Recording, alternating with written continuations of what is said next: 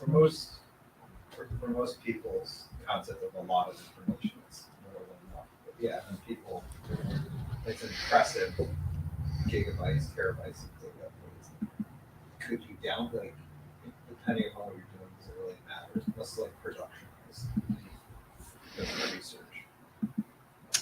You are live, by the way. We're live. Yeah.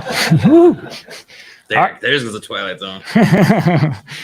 All right. Thanks so much for everyone joining. I really appreciate it. Welcome to Michigan Python. Yeah, and we're here in like hybrid in person, which is really a lot of fun. So my name is Daniel. I'm going to be the host and speaker, and I'm really happy to be in Menow Innovations hosting us. So thanks, Menow.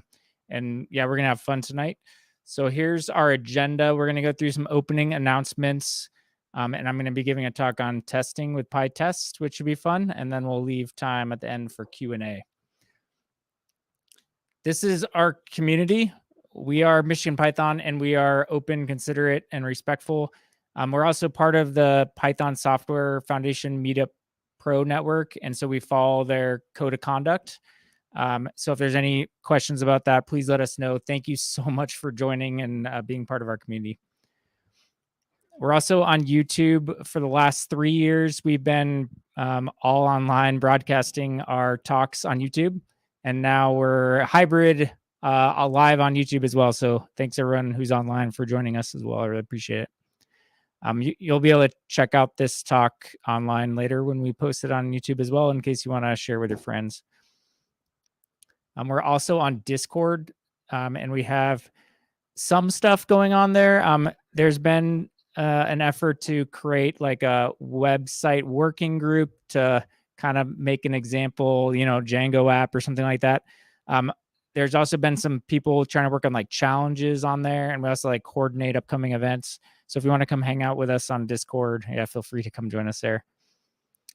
We also need speakers, and I'm giving the talk tonight, but we really need other members of the community to come give talks, and we want a diverse range of speakers from our community, and really of all skill levels. If you know a little bit about Python and want to teach it to others, that's awesome. Especially beginner talks are the most popular anyway. So we'd love to have you come over to talk, and we'd also love to set you up with a speaker mentor if you've never given a talk before, and help you prepare.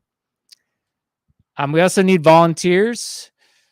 So this is our first hybrid event, so we are able to do that this month, but like all kinds of stuff, if people want to get involved, setting up AV equipment or finding sponsors, or Evan brought some snacks today, which is awesome, and helped coordinate the venue with Menlo, which is really great.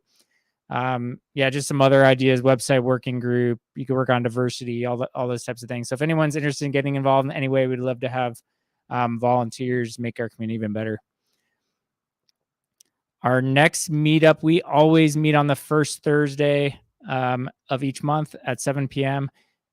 We don't have a speaker yet, and we don't have a venue necessarily yet either. Hopefully we'll keep this hybrid thing going. And if you're interested in giving a talk about something, we'd love to have you come do that. Please join us in December. I would love to give a big shout out to Menow Innovations. And this is kind of what they do. You can come get a tour. And that's a QR code for that, and see how they do pair programming and test-driven development, and see how they develop software. And I'm actually excited. I want to come do a tour or something as well. It looks like fun. So thanks again for Menow Innovations for hosting us tonight, and everyone go sign up for a tour. It sounds like a fun thing to do. I think Evan took a tour, and that's how he got us in here. So, and he was raving about it the day after to me. So that's good. There's 2 upcoming big conferences. PyLadiesCon, the first time they've had a PyLadiesCon, is in December. It's from the 1st to 3rd of December. Multi-language, multi-time zone. It's all online. So check that out. They have the they're starting to get like the keynotes posted and also like the rest of the talks. Hey, come on in. Hey, thanks for joining. And then also PyCon has been announced, and they're accepting requests to give talks on things. It's actually in Pittsburgh, which isn't too far away from us, the 15th through 23rd of May. So yeah, if someone's interested in giving a talk, you could sign up with a proposal there. I think normally through about like Christmas or the New Year's is when they accept those, and look out for in the spring. Yeah, it'll be PyCon. If you've never been to PyCon, it is so much fun. And I wasn't able to make it this year, but I've been to PyCon before, and yeah, it had just a blast. Feels like you're hanging out with like your, I don't know, yeah, all your nerd friends for a week or something. So yeah, so it's really good. This is the time where we allow people to do a little networking. Is anyone looking for a job and want to give themselves a quick shout out and tell us about who you are and what you're looking for? And also, Evan, maybe there's some people online too. You can give them a shout out. Let's see. I'm seeing nothing in the chat. Hopefully the audio is good here. Your audio sounded fine. I did check that. My law firm is looking for somebody. Actually, we're looking for a Django developer, preferably with a lot of UI UX experience. And yeah, I can't say too much else about the position, but if you've got that kind of experience, drop a line in our Discord. Thanks. Yeah, thanks, Evan. No one in chat yet, huh? Anyone else? Anyone? Maybe this is for Evan. Shout out a little bit. Anyone know of any companies hiring and want to give it a shout out? Menow Innovations is having a extreme interview coming up on November 13th. So we are accepting resumes for that. We're hiring developers as well as quality advocates, which is our version of QA. Awesome. So for those online, Menow Innovations is hiring, and they have like some extreme interviews coming up in November. So check that out. Is that posted on your website? Yes, that will be on the website. Awesome. For people in person, we have flyers as well. Awesome. Thanks, Menlo. Anyone else? Okay, we're gonna shift gears to the main talk.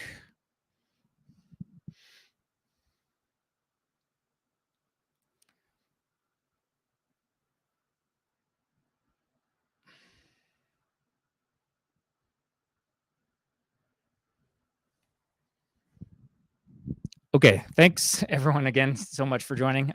So we're going to be talking about testing with Pytest today. This is a big topic. I noticed online you can take like Pytest training from the Pytest org, and it's like 3 full days. So we're not going to do 3 full days tonight. We're going to do like a half an hour or something, right? But we'll know a little enough to like get started with Pytest, know about some of its really awesome features, and yeah, know enough to get started, right? So so really excited about this. First of all, like, why are we testing in the first place? I think this is a fair question, because I think it's natural, especially like when you're starting out with programming, or even if you're not starting out, to be like, oh, I'm just going to go write some code and get this thing to work. And, I'll check that it looks like it's doing what I think it's supposed to be doing. And sometimes that seems like the fun part as well. But I think when you're developing something maybe a little bit more seriously, or something you want to share with someone else, or something you're doing professionally, or I think you want to be aiming for having built-in quality of the software, and maybe not even, I mean, it's almost like for yourself as well, because a week later, you're not going to remember what you did.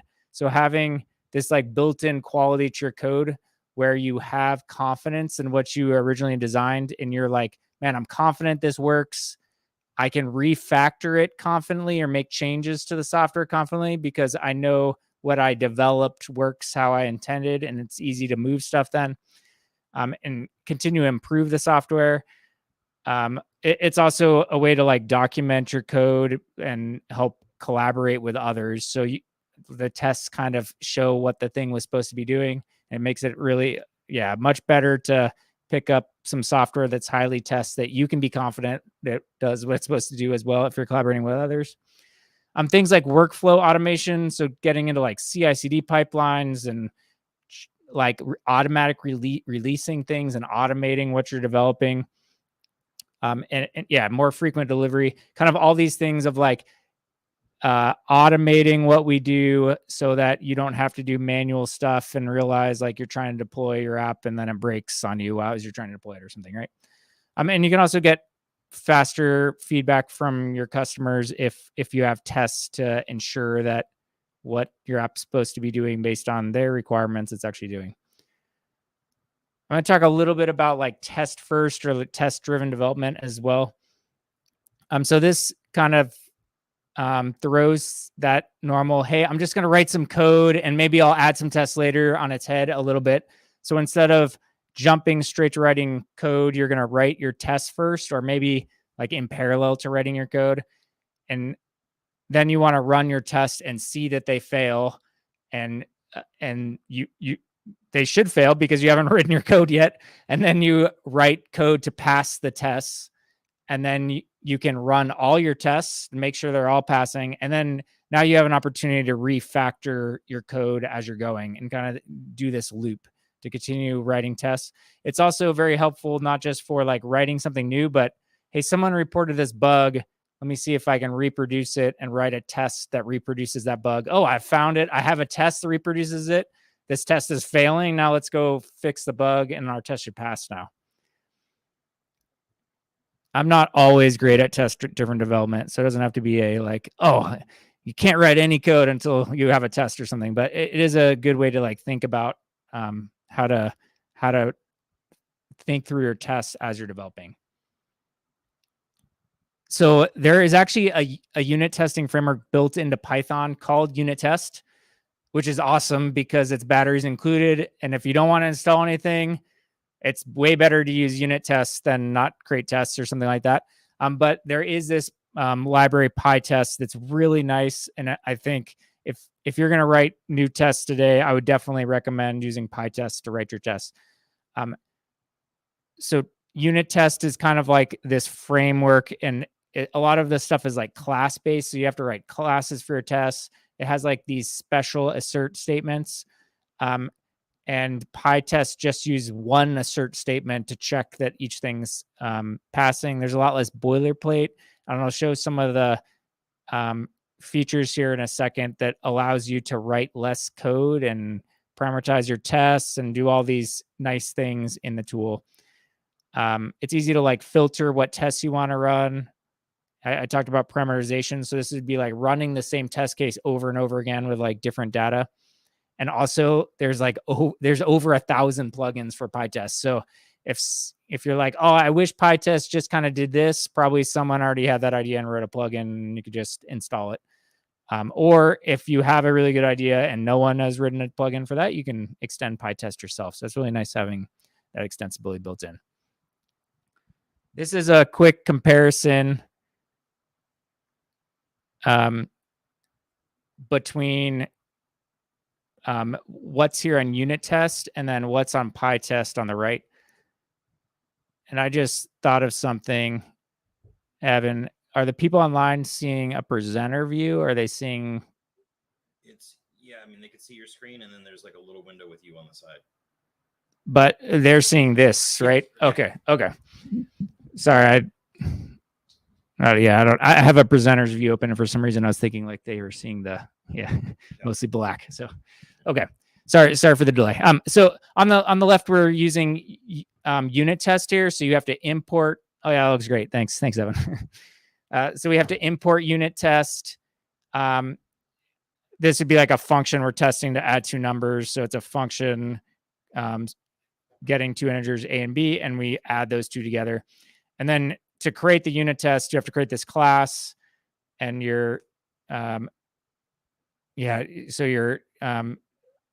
class is inheriting from the test case class here from UnitTest. And then you're testing adding these numbers, and you're using the assert equal, and you're calling self.assert equal because that's part of this test case class. And then you're checking that when you add 2 and 3, you get 5. and checking when you add 5 and 70 at 12. So it works. You can do testing. It's cool. But over here on the right, this is what Pytest look like. Still the same function. There's no importing of anything in this case, and there's just one assert statement. It's just a function. There's no classes. So you're asserting that add and Pytest finds your test function because you name it test underscore something, the function name. And then you're just asserting, in this case, that add numbers equals 5 or this add numbers equals 12. So it's a little bit nicer to read, less boilerplate, a little bit less work, a little bit, more fun, right? Installing Pytest is pretty easy. So you can pip install Pytest. That goes out on PyPI and downloads the latest version. And I have a virtual environment activated here. And then if you look at the version, you'll have version 7.4.3 is the latest version as of today. I also use Poetry a lot for project management. So if you are using Poetry and like a pyproject.toml, you can add Pytest as a dependency for your app by typing Poetry add, and then you need to tell it it's going into like your development group because you don't want it to make it a dependency for just like running your app or something. So you add it to this development group and install Pytest. Okay, let's do some basic testing with Pytest. We kind of just saw that a minute ago. So this is very similar. We have a function called add1 where we're adding a number, and then we've asserted that if you add 1 to 3, you get 5, and 3 plus 1 is not 5. So that should fail, right?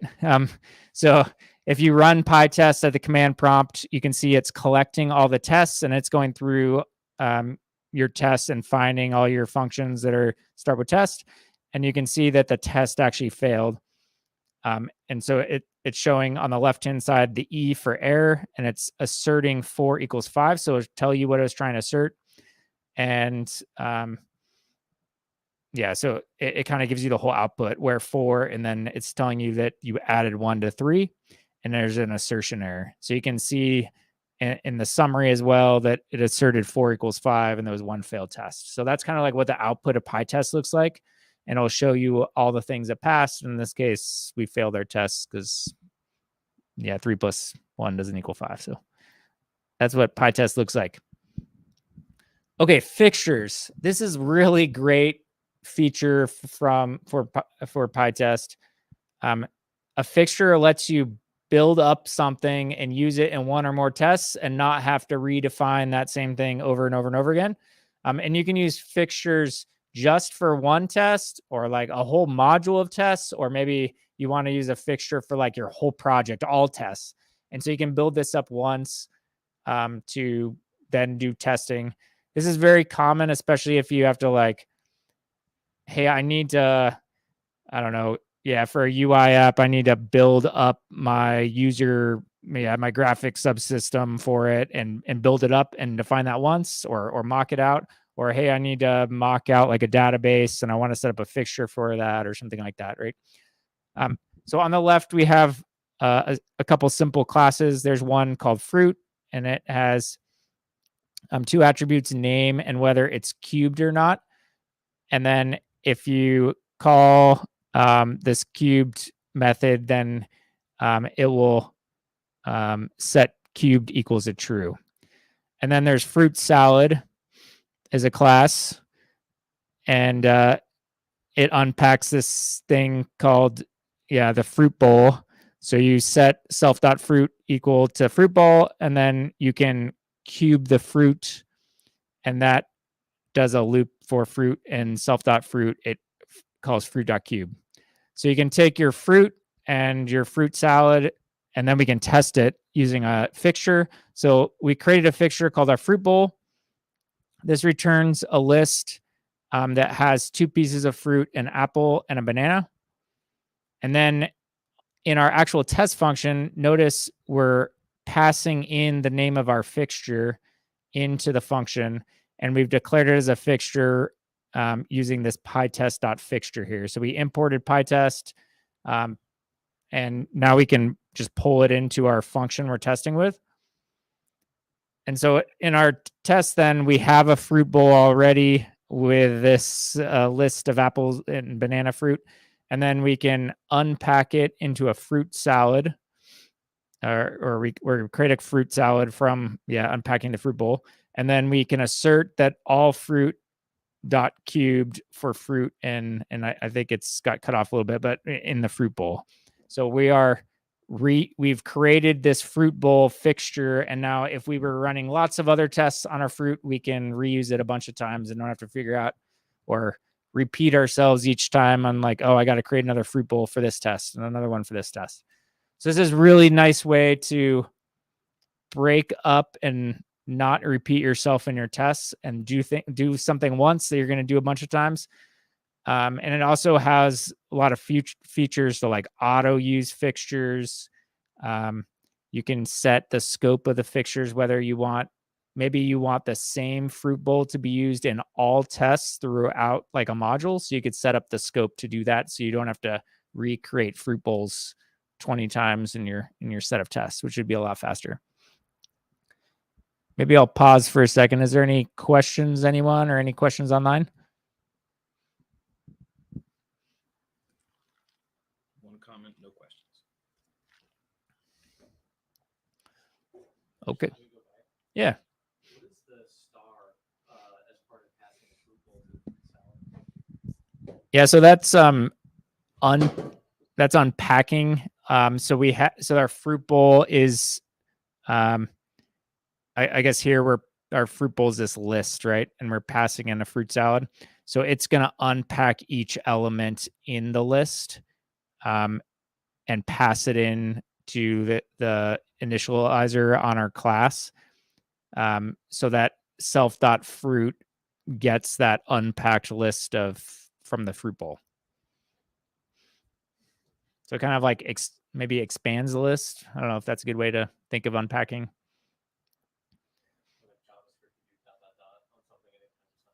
Right. Yep. It's not passing by reference. Right. Yep.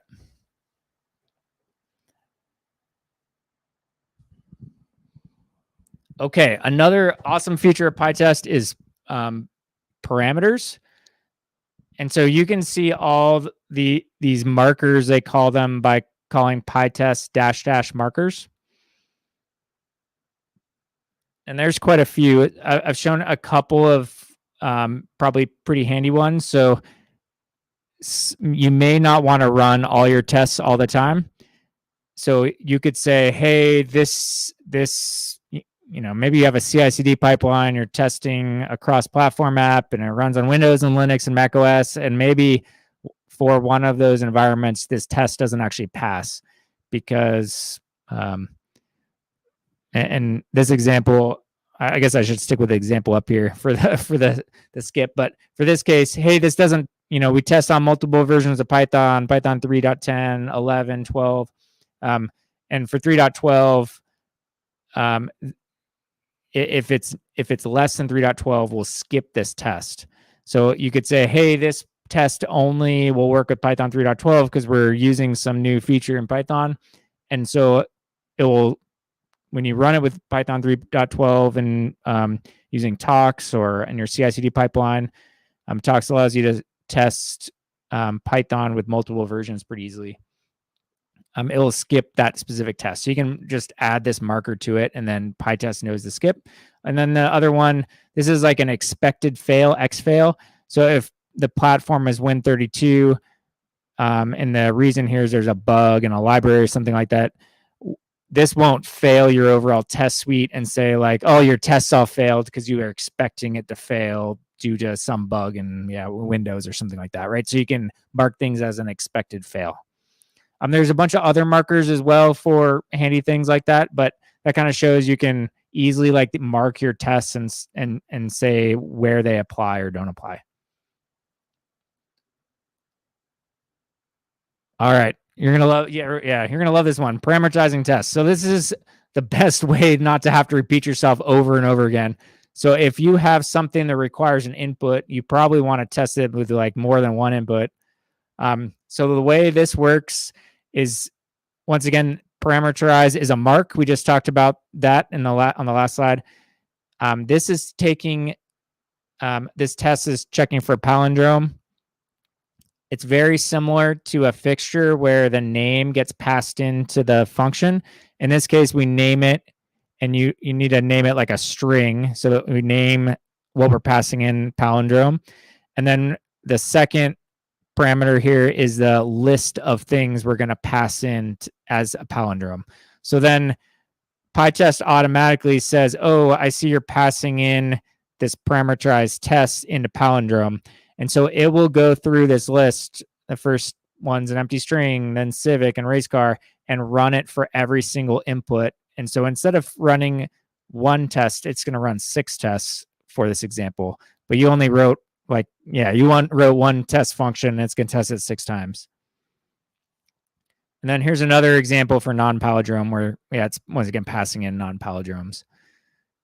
So that's really nice. You can also, it doesn't have to be just one thing you're passing in. So you could say like, here are my 2 inputs, and this is the expected output from those 2 inputs or something like that into your parameterized test as well. So once again, this is a really nice way to be able to like test a bunch of inputs and outputs of your function and make sure it's working like you expect without just writing test 1, this input, test 2, right? Over and over again. Yeah. With those parameters, did you have a set of parameters that are like your expected output? So the question was, can you have a set of parameters that are expected output? Yeah. So you can instead of just one thing here, you can put in like palindrome, comma, output or something like that. And so you can pass in both the expected input and the output to compare like, hey, my inputs are 1, 1, and 2, and adding them, I expect the output is 3. And you could pass in a whole bunch of inputs and outputs. Thanks for that. That's a good question. Monkey patching and mock. So monkey patch is the way Pytest allows you to mock out things. And so if you're doing unit tests, you may not be able to test everything end to end, or it might be very time consuming to test everything end to end. And so it's useful to mock things out for some of your unit tests. So imagine things like mocking out a database or mocking out a call to a network. You probably don't want your test suite to be calling out to the internet trying to reach something or something while you're doing unit tests, right? Or setting up a database would be very time consuming as well. So you probably want some of those end-to-end tests, but for this case, you probably want to mock around and make sure that specific function that you're testing is working without all those other things that it depends on. In this case, we're running a test on a path. So Python has a really nice library called pathlib, which does path handling, which is, like where your files are on your computer and stuff. And you're not going to have control of your test environment. Maybe it would work on your computer where you have in your home folder, you have a .ssh folder. Maybe that works on your computer, but maybe you're testing on Windows or some CI/CD computer. You're not going to have control over what folders exist or not in your test environment. So we can mock that folder out instead of to make sure the function is working as expected. So this get SSH function is returning, how's it going?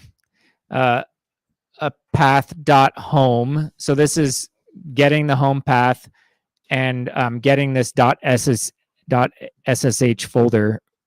So that's what get SSH is doing. So you can see here it's calling path.home. We want to mock that out and not use path.home because we don't know if that folder is actually going to exist. So we, in our test function, we're going to apply monkey patch into the function. And we define something called a mock return for this. So when we call this sub function mock return, it's going to return a path called ABC. And then we call monkey patch set attribute. And what this is doing is every time path, this is the name of the class and its attribute. So path.home or path home are the two things there. It's going to substitute that call in Python. And instead of calling path.home, it's going to call mock return. So instead of going out and calling path.home, it's just going to call your mock return function and return a path called ABC. And then you can run a test to call get SSH. And now instead of getting this path.home, it should return the path ABC /.ssh, right?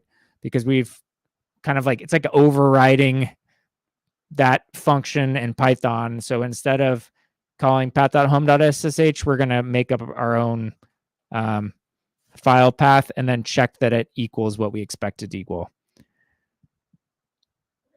Yeah. So is monkey patch, that is just the keyword that's being passed in, and then also what we're using to call the actual path itself? Or the class that is wrapping the path? Yeah, so monkey patch is this built-in thing to Pytest, and it does other things besides set attribute, but like you can delete attributes, you can set environmental variables or delete them, all kinds of stuff that you want to mock out so that it's not, mock out your network requests or stuff like that. So it provides those abilities to, in Pytest to override those things kind of like built in. And so the way, so if you want to use that in one of your test functions, you call your test function using monkey patch. Yeah. Dan. For the set adder, what happened? Does it support nested attributes? Like, could you call path.home dot? Did you patch out something nested inside of your monkey patch? So the question is, does set attr allow for like nested attributes? I'll be honest, I'm not sure. Like home dot something. I think you can keep on adding in the second parameter there and keep on adding attributes. But I'm not 100% sure, to be honest. So we'll have to look that one up. Okay, plugins for the win. Pytest has 1,000 over. It's like 1,300 plugins. Here's some of my favorites that I think are pretty useful no matter what project you're using. There's one called Xdist, and this allows you to distribute testing across multiple CPUs. So if you have some multi-core computer and you want to use 4 cores for testing instead of just 1, it will automatically distribute your test across that. Randomly is a nice one, because one of the reasons your tests might be flaky is because they have order dependencies with each other. So you're running test 1 and test 2 and test 3, and they always pass like that. Well, if you run test 3 first, maybe they'll fail, which is not really how you want your tests. So if you use that Pytest randomly, it will automatically randomize your test execution and look for those cases where tests are like depending on other tests or have some type of like execution dependency, because you want to try to remove those, and because it'll make your test less flaky, which is what you want, because you want to be confident in your tests. Pytest Cov does coverage metrics. So while Pytest is running through your tests, it uses the coverage.py library to check percentage of line coverage and provides all those reports, so you can see how good your code coverage is from your tests, and it does that as part of a test plugin. There's this cool, maybe newer plugin called Pytest Archon, which allows you to find architectural rules, which is pretty nice, because you can say like, hey, this UI code over here shouldn't ever talk to this, I don't know, controller code over here or something like that, and you can kind of provide those architectural rules. And then there's something called behavior-driven development, where you can use these like Gherkin statements to do testing, which is like a maybe plain text way to write out what you want to test. Which is, it's probably, you could do a whole nother talk on that, but that's another cool thing. If you're interested in like a different way to write tests, there's a plugin that supports behavior-driven development as well. Okay, today we are going to make a password generator. So our password generator has some requirements. We're going to create this thing called generate password. It's going to take a length parameter.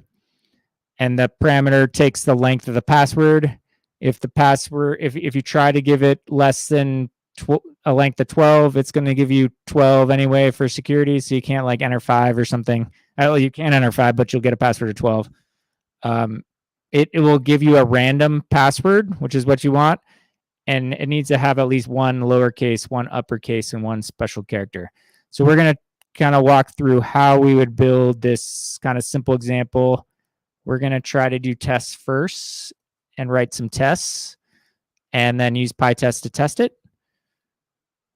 So let's go build that. Is there any questions before we get started? And build a quick password generator.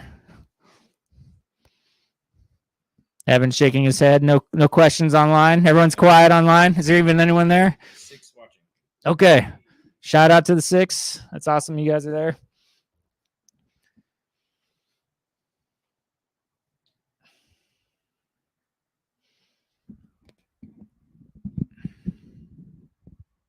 Okay. Try to keep the mic. Yeah, try to be hands-free a little bit. Okay, so we're going to create a new project. We'll call it, how about like, I don't know, Michigan password.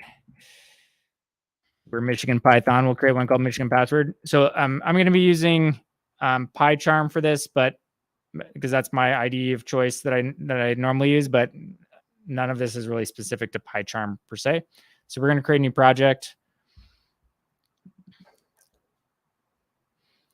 You can also see that PyCharm's setting up a poetry environment. So that's what I normally use to like manage my projects. And it's creating a virtual environment for us. You should always use a virtual environment for like your dependencies.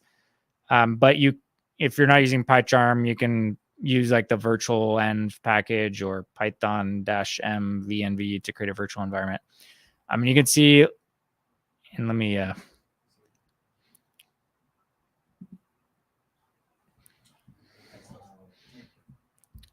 a little better, right? So what it created here is in this Michigan password folder, there's a .venv. That's our virtual environment. So this is where Python's actually been loading from. And when we install Pytest, that's where it'll go. There's a pyproject.toml. This is a project file that kind of replaces setup.py and setup.config if people are used to those. But this is creates kind of the structure of and the build system for the package, and also has our project dependencies in it. And we'll add Pytest to those dependencies in a second. I'm also going to structure the project and add some directories. So we'll add one called Michigan password that we'll put our source code in. So I'm going to move this main.py into that folder.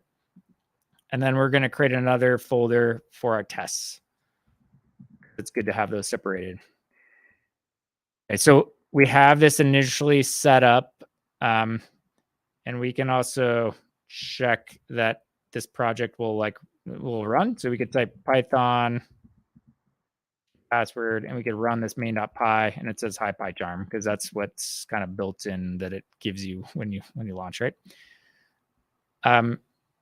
So we have a running project, which is good. We want to do tests first, right? So let's add a dependency on Pytest. So we can type in poetry add. We want to use this group dev. We're going to install Pytest.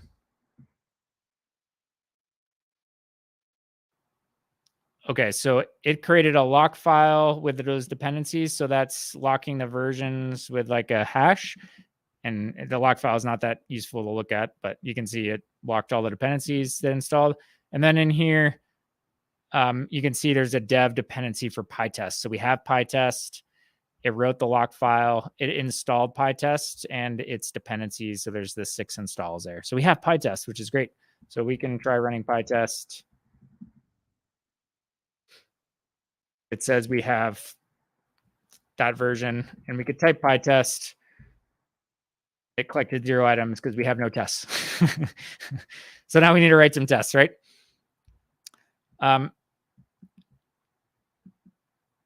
So we are going to create a new Python file.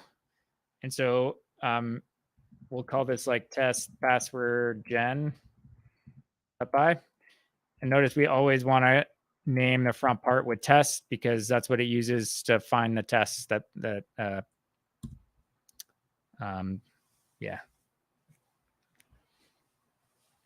Pytest uses to look for the test. So we have this empty file now.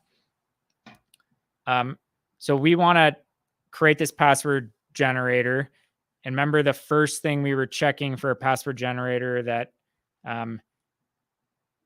I guess we're checking a couple things. One, to start out, is if it's we're creating this function that gets a length passed in, and then we're also, if it's less than 12 length, it just gives you 12 anyway, right? So we could write a couple tests to start checking those things, right? Right. So we can create a new function. So we could test length less than 12 or something like that, right? So now we want to actually, to check that this is doing something, we want to use a search statement. And then we want to do our password generator, is maybe the function we're creating. And we want to pass in something less than 12. So let's pass in 11. We also want to check the length of our password. So you can use len for that, for length. And we want to check that if it's 11, the length of our password will be 12. Okay, so we wrote in a test. It's not gonna be able to find this, so maybe now's a good time where we can start declaring a function or something, right? Even if we haven't written it all, we can at least declare a function in our code. So we call this password gen. And it needs to accept a length. And let's say it doesn't do anything right now. So we're gonna just say pass, right?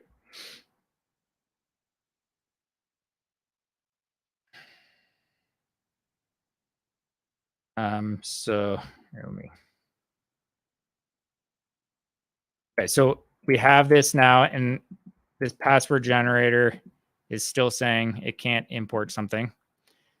So we can tell PyCharm to import this thing. So from Michigan password.main import password generator, and now it's picking up our password generator function, and we expect this not to pass, right? So on the gutter here, we can just run the test by pressing the the play button, and you can see type error, object of type none type has no length. So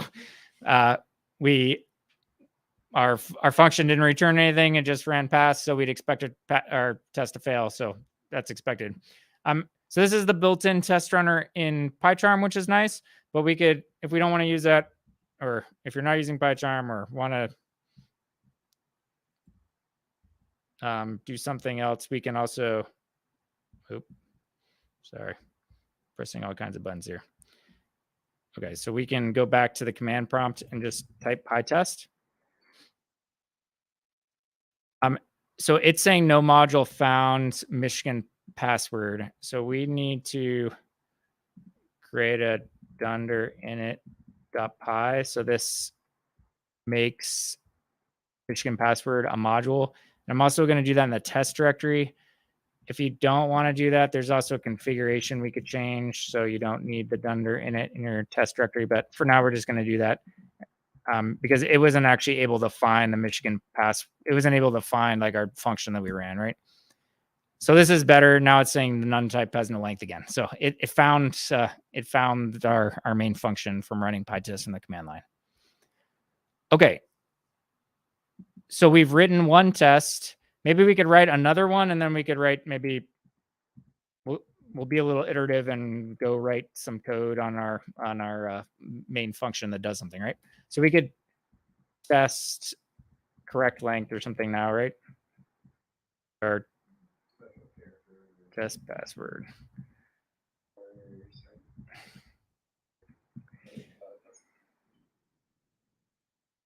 So for this, I'm going to do the same thing here. Let me, we're going to do the same thing, except I'm going to give it a length that should be not maxed out, right? So if you have 15, then it should be 15, right? So we have something easy. Maybe for yes, people are throwing out great ideas of like, hey, it should be checked that there's at least one lowercase and one uppercase and all that type of stuff. We could add those tests right now. I'm gonna probably just go and type some code now, because at least me, I'm like, oh, I gotta write a function or something. But you could add all your tests right up front if you wanted to, right? And but me, I'm like, I got the urge, I gotta write a function or something, you guys. So let's write some code, and then we'll go add more tests for the other things we said it had to meet. So let's pretend we didn't need like some minimum lowercase, uppercase, all that stuff for now, right? Okay, so we have this password generator.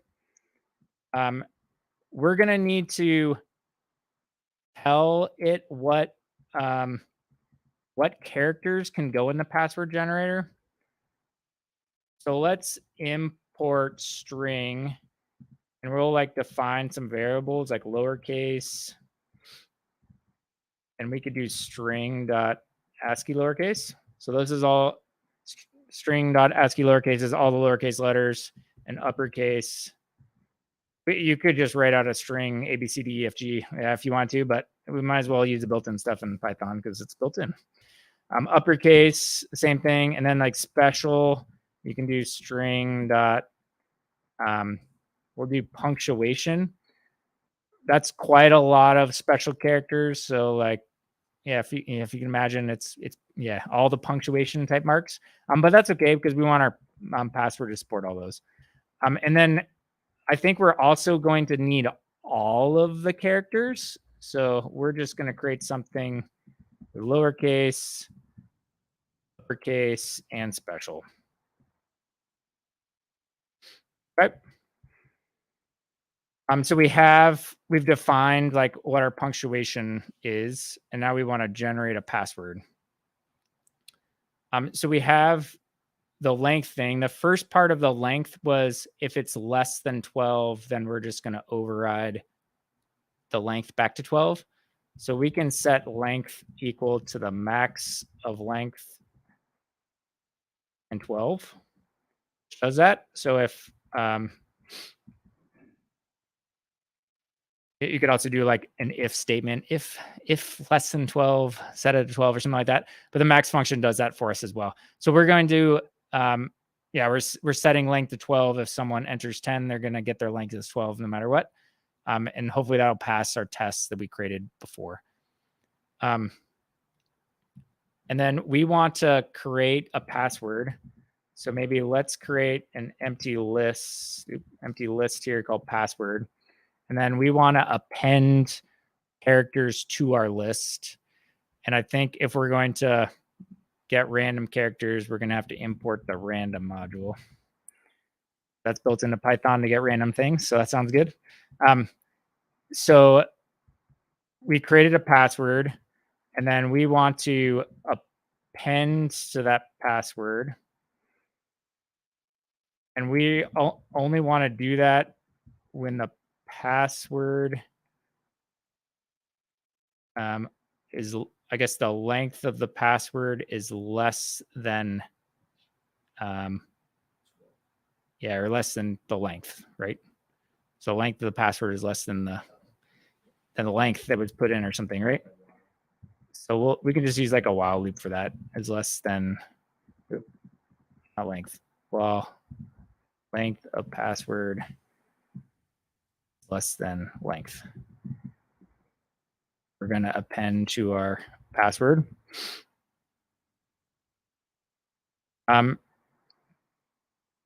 So what we want to append is we want to, in this case, we want to just use all of our characters. So we want to go and append a random character to it, however many times until our password is filled up. So we could, this is a string, so we can call a string. Let me get this out of the way.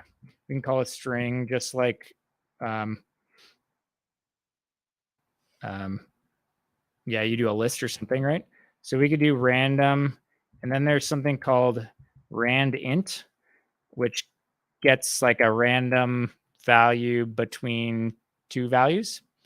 And so we could start at 0, which would be like the first character. And then we want the length of all characters minus 1. So what this would do is it would, imagine this is like a long string of all of our characters. It's going to randomly get something between the beginning of those random characters and the end of those random characters and append them to our list. Any questions about that? I think we should run some tests. I think so. You can.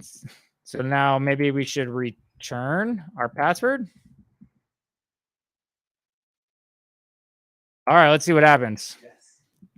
I can see who the test-driven development guy is. I like that. He's like, you're writing too much code. We should be writing more tests. All right, so we can right click on here and just go to run our tests. And our test passed now. That's cool. Yeah. So we wrote some tests and they passed now. And so we're like, oh yeah, what I just wrote, that's pretty good. All right. But we also had some other requirements. There always has to be a lowercase, uppercase, and special character. Now, but our test passed though. Like, that's weird. So let's add more tests. So let's test lowercase. So we want to assert any character in password generator. We could put like 15 in or something.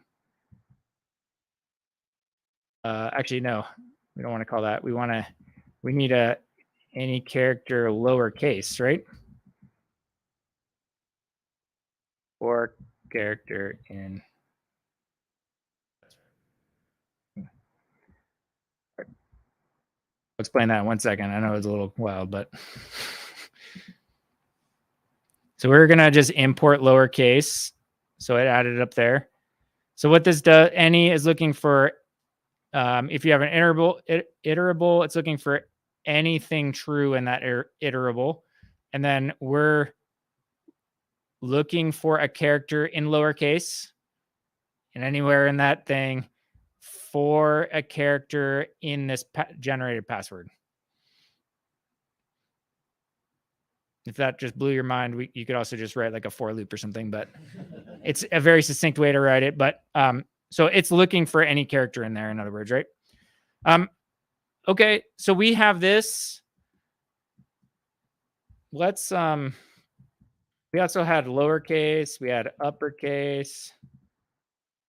Now we're getting a little short on time here. Everyone's still having fun. So we could change this to uppercase.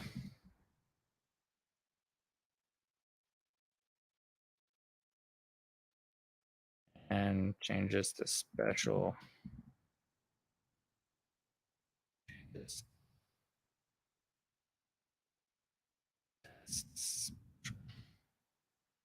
Okay. We could import that. Import that. Okay. So now we have 3 more tests that we're looking for a lowercase, an uppercase, and a special. So let's run our tests again. They should fail. Oh man, our test passed. Why did that happen? We got lucky. Let's run them again. They passed again. Ship it. Ship it. We're good. We're good. They pass. Do you guys think we might have some flaky tests though? So we could do poetry add group dev. Here we'll use a plugin. So we'll add Pytest repeat. What does this allow you to do? It allows you to easily repeat tests over and over again. So let's see if our tests are flaky or not, because we ran it a couple of times and they're good. Yeah. So We have this. Now we can just run Pytest out. Let's run it 500 times. Oh, now we got failures. Uh-oh. We shouldn't have shipped that. All right, so our code doesn't work anymore, right? It wasn't good enough. So now we're not confident in our code anymore, but now we just need to fix it.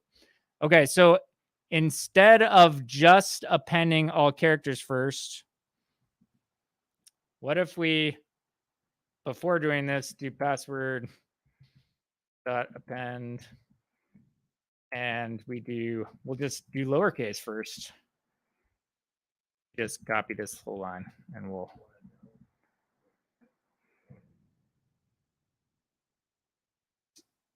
Sorry, what was that, Xander?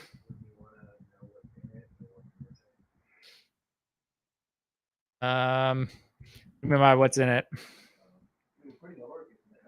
Yeah, we're forcing a lowercase.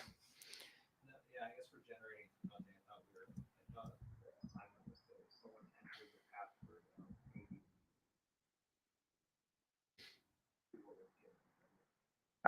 here. No, so it'd be like, and we could actually show what it looks like on a command line real quick. It would be like, hey, enter how long you want your password, and it would give you that password out or something, right? So we're doing special, and also let's notice like we're repeating ourselves a lot. So maybe this will be an opportunity for us to like refactor stuff later if we want to. And we could also merge this first one to assign it to the password rather than creating an empty list. So we did that. Okay, so we added this stuff first. And then we could also do like, it's kind of weird. We're adding lowercase, uppercase, special just to kind of break it because we really want like a random password, right? So that doesn't sound great. So we could do random.shuffle and then pass in our password before we return it. And now our password is now shuffled. So it's okay that we added them first, right? All right, so let's run our, maybe we should just try running our test first once and make sure they pass. It does it in place. That's pretty cool, huh? Yeah. So it shuffles the password in place and just keeps it assigned. So our tests all passed, but they passed before, so who knows what's going on. So let's do it 500 times. All right, we have passed 2,500 tests now, right? So I think we're feeling good now. Our tests are passing, all that type of stuff, right? All right, so now let's quickly, we said we wanted to see what like the input would be to the customer. So let's just do that real quick. So password equals input. And we'll say enter the desired password length or something. Okay, and then we also want this to be an integer that we get. So let's wrap it in an integer because otherwise we're going to get a string, which we don't want. And then so our password's an integer, so then we can print the password generator, and we want, sorry, this shouldn't have been password, right? It should have been length. So this should be length right here, right? It's going to give us the password. Okay, so now we can call our main.py. Have a favorite length? 18. Oh, that's not what we wanted. Well, it didn't give us a password. It gave us a list. We didn't test for that. So we found a bug in our, we passed 2,500 tests. It was good. We found a bug. Let's go quickly add a test for our bug. We can define test for, I don't know, output a string, which is what we want, because, and we could assert that is instance and password generator. We could enter one in, and then we want to check that's a string, right? And then this should be failing now. Yep, our test failed. It's not a string. We just saw that. We got a list instead, right? Okay, so then let's go fix our code. What did we do? We created a list and then returned it That's not what we wanted. So the way we could easily turn this into a string is we could join an empty string with our list like that. Then we could rerun our test, and our test now passes. And then we could rerun our program with 18. Oh, and we got a password. Awesome. Woohoo. I think it's getting a little late. So I don't know if we want to go through this, but like we could, hey, notice things that like we're being repetitive, like we call password generator 15, like in every test. Well, we could create a fixture that creates password generator 15 once and then reuses it in the whole module. That would also be faster as well. So if we want, we can just show that real fast for a fixture, right? So we could Pytest fixture. And so we could define password and we could return password generator 15, right? So then anywhere we're using password generator 15, we could just put in password and then I need to pass it into the function, right? Now we now have this fixture that we could use over and over again. And we could also, we mentioned like scope. So we could change the scope as well to make it module wide. So we'll only create one password for all the tests and check that it's, maybe we don't want to do that because we want diversity of passwords or something. But if we wanted to just create one or some really long password or something, we could use it for the whole module. So if we restart our tests again, we now have this fixture that we've created that we don't have to recreate or redo the same code of generating a 15 password. We can just pass in password to each test, which is pretty nice. Another thing, we could like refactor some of this stuff, and we have passing tests.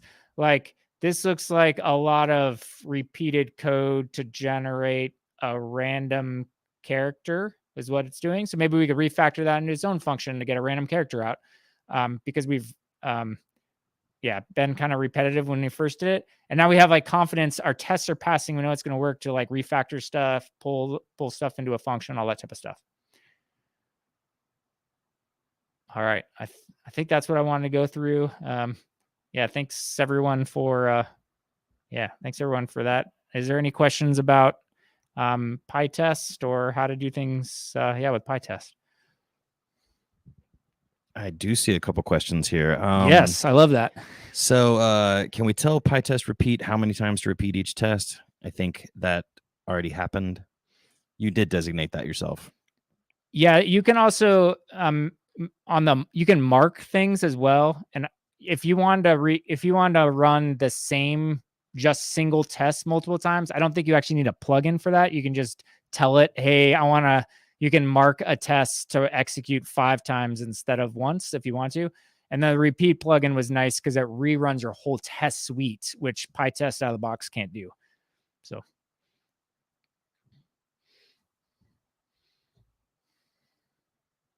There's another question that's a snippet of code, so I'll have to just send that to you. Oh, you don't want to read out the snippet?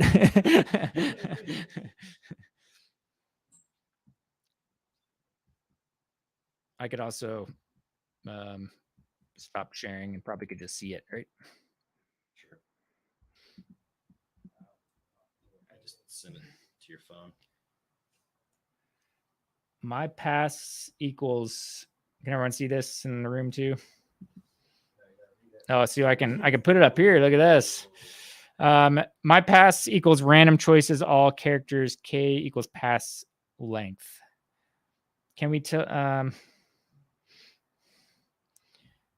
I guess Water Bonkle was that. I see the code there. I guess, was that a suggestion on how we could have improved the code? There's like a 10-second delay, so you're going to have to wait. Yep. We've used mocking or monkey patching to mock out Raymond.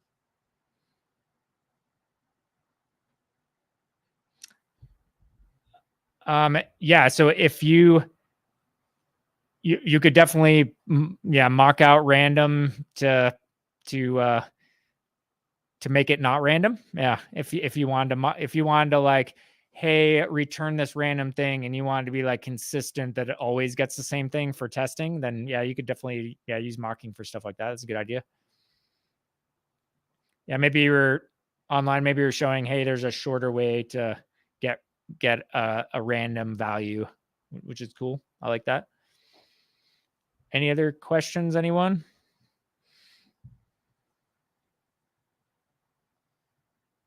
What's the coolest plugin you used? Coolest plugin. The question was, what's the coolest plugin? Just for testing, right? Yeah, of course. I don't know if like, those plugins that I showed, like Xdis, which allows you to run tests on like multiple cores, and plugins that make the output look prettier and stuff like that.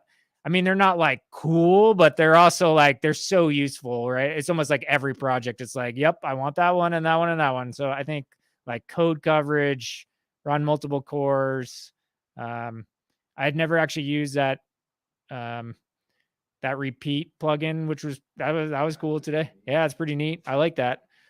So I think, with 1,000 plugins, there's probably just like treasure trove of ones. I've used like 5 that I like always use, and I'm sure there's like so many that are, that would be a lot of fun. So probably stuff to explore more. Yeah. The multiple cores is nice because, one, your test suite will run faster, maybe heat up your lap as well, but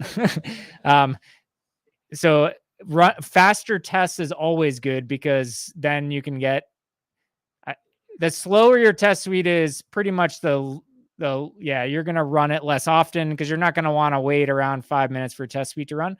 So and that helps if you're changing wider portions of your app or something, right? That you can check that, there wasn't some regression somewhere else. So that's nice. It also, because you have multiple tests running in parallel, it also kind of ties into that like randomly aspect of, hey, if everything's run on one core sequentially, there's probably, and then you start randomizing stuff, as well as you start running things on multiple cores all in parallel, then you start seeing some, better able to find those like dependencies and remove them, and make the test suite even more like robust and less flaky and stuff. So. I got a question. Is it bad to have overlap between the error trapping that you put in your code and the tests that you write? So the question was, is it bad to have overlap between like error checking in your code and your tests? I don't think that's a bad thing. You can also, Pytest allows you to check things, like if you have like a try except block, or like want to raise an error in a certain thing, you can have Pytest check that, oh, that really did raise an error, stuff like that, right? And catch the error. So things like, so sometimes people put assert statements in their code as well to check like, hey, this should always be this type of value, or you should always have something here. I think that's totally fine to have assert statements in your code, or like, have Pytest check that your when you raise an error, that it works properly and stuff like that. So I think that's good.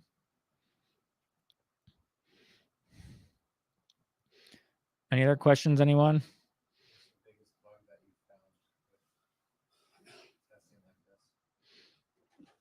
The question was, what is the biggest bug I've found?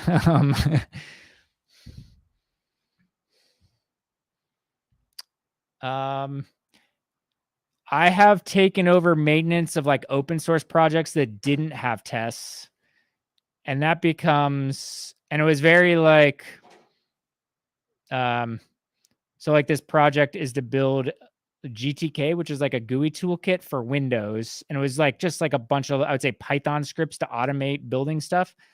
But even something simple like that, of like, oh, the build either works or it doesn't, in a way, it's still like not having tests to check that each part is working properly is really hard, especially if you didn't write the code, or you from 2 months ago don't remember how you wrote the code. So that can be, I don't know if that's really like answering your question on like the biggest bug I found, but definitely I started adding tests and I found bugs in the code, and also found a lot of areas where I thought I understood how something worked and it didn't work like that. Because as soon as you test it, yeah. So I can't really think of like an example of like a big bug or something that testing caught, but yeah, I mean,